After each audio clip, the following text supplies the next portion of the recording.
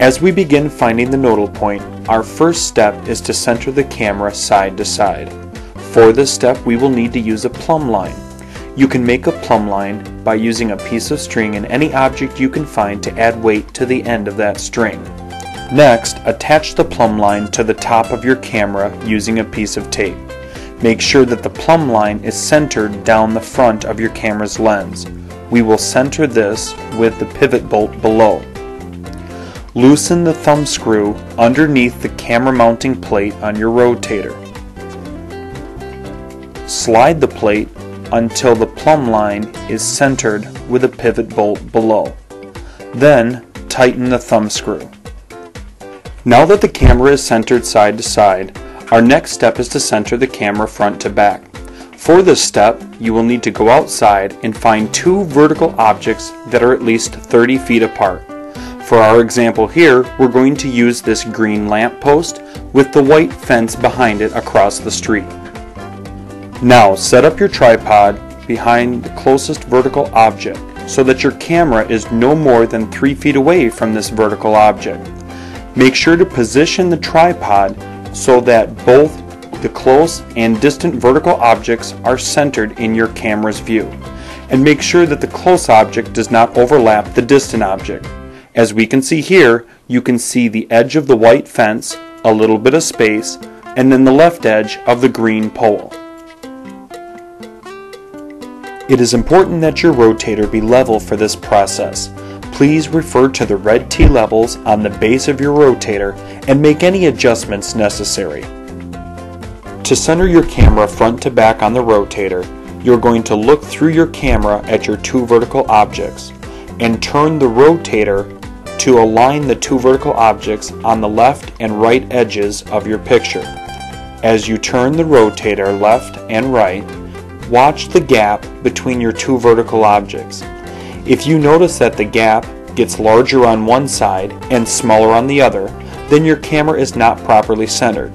You will need to adjust the camera's position by moving the camera either forward or backward on the rotator until the gap between your two vertical objects stays the same size when your objects are on both the left and right sides of your picture. When your camera looks properly centered, take two pictures of your two vertical objects, one with both objects all the way to the right edge, and the other with both objects all the way to the left edge. Then send these two pictures into the setup department for nodal point approval. When your nodal point has been approved by the setup department, then you can move on to the next step.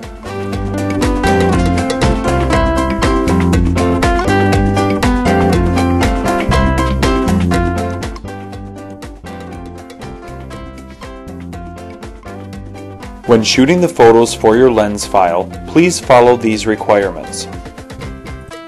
First, make sure that you have your camera zoomed out to the widest angle for your lens.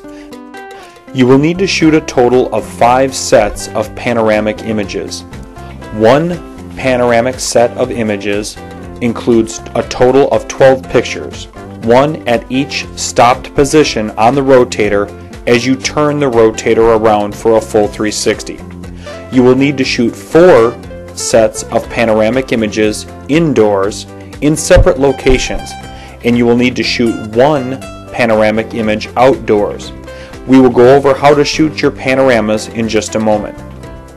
We also need you to shoot 3 consecutive pictures in an area of high detail.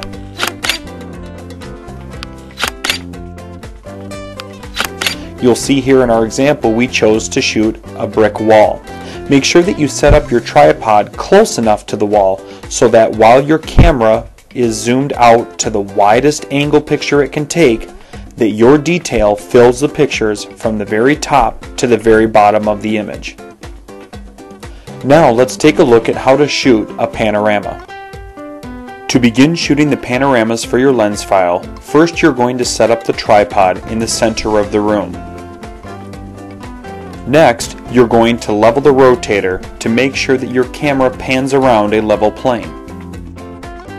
When leveling your rotator, refer only to the red T levels on the base of the rotator.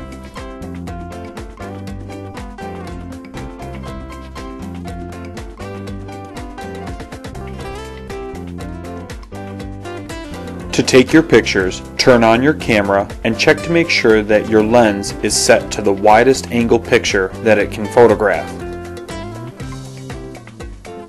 If the light in the room is somewhat dark, you may need to turn on your flash to take your pictures. After you take your first picture, turn the rotator until you feel it click into the next position. Then take the next picture and continue on with this process until you have taken a total of 12 pictures, one at each position all the way around the rotator. For your lens setup, you will need a total of 4 panoramas indoors in separate locations and 1 panorama outdoors.